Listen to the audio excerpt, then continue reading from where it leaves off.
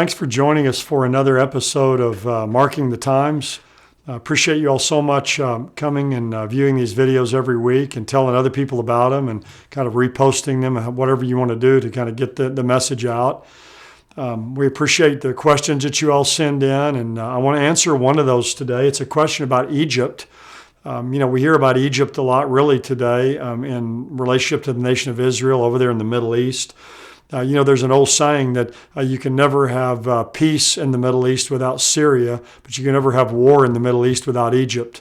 And I think that's certainly true. We've seen that throughout history. The question that was sent in, though, is a good one, and it's going to get us into a passage of Scripture and kind of try our skills of interpretation. The lady who asked this question, she says, I have a question about Ezekiel 29. I've heard a message from, and she mentions a well-known Bible teacher, that he believes the prophecies against Egypt have been fulfilled.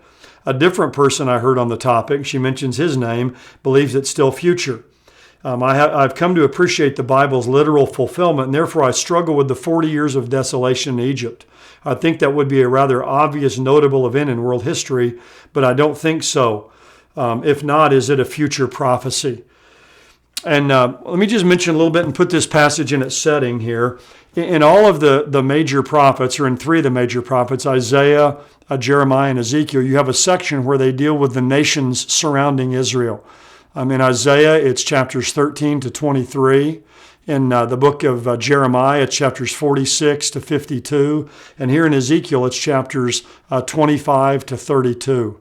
So they kind of have these sections in their book where they deal with the surrounding nations, the Gentile nations around Israel. Now, one of the problems, one of the difficulties in these passages, I think, is discerning which prophecies in there have already been fulfilled and which ones are still future. And it's not always easy to discern that, so this is a good question. But here in Ezekiel, in this section, in Ezekiel 29, he talks about Egypt. And Egypt is also mentioned in Isaiah 19 and in Jeremiah 46. So each of these passages mention Egypt. Also, Egypt is mentioned in the end times as the king of the south in Daniel chapter 11. But here in Ezekiel 25 to 32, we have a cycle of 7 judgments of nations. And the final one is Egypt. And Egypt is talked about in chapters 29 to 32. It gets a lot more coverage than any of the other nations.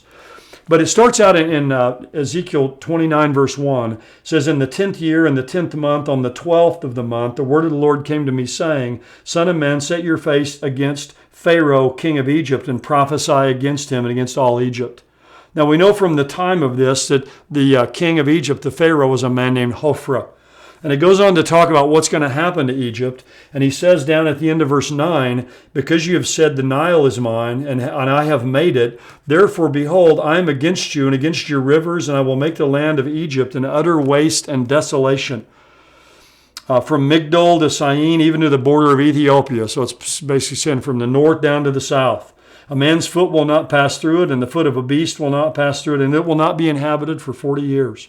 Then he goes on and he says, it'll be desolate for 40 years. I'll scatter the Egyptians, but at the end of 40 years, I'll gather the Egyptians from the people among whom they're scattered. So 3 times you have this mention of a 40-year period when the land of Egypt will be a desolation.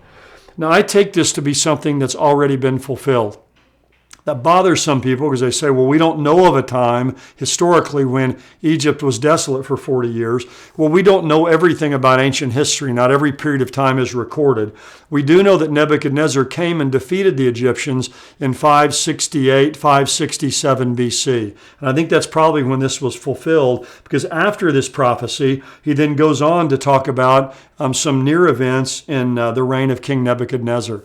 So since this passage here is bracketed by a near prophecy mentioning a Pharaoh named Hophra, and right after this passage he mentions Nebuchadnezzar, who also obviously was a contemporary king with Ezekiel, I put the information here in between those two statements in the near future back in Ezekiel's day. So I think there was a time when this was fulfilled, when the Nebuchadnezzar came and destroyed Egypt, and this 40-year time period was fulfilled in the past. We don't want to miss the reason for this, though, why God tells the Jewish people about this.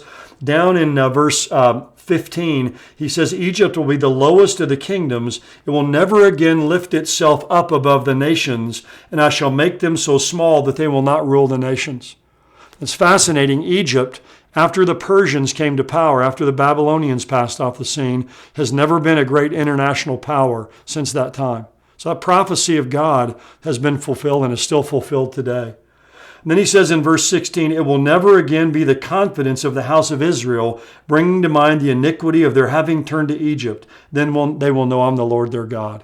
One of the problems is the Jewish people at that time were being dominated by the Babylonians, and they'd turn to the Egyptians to try to help them.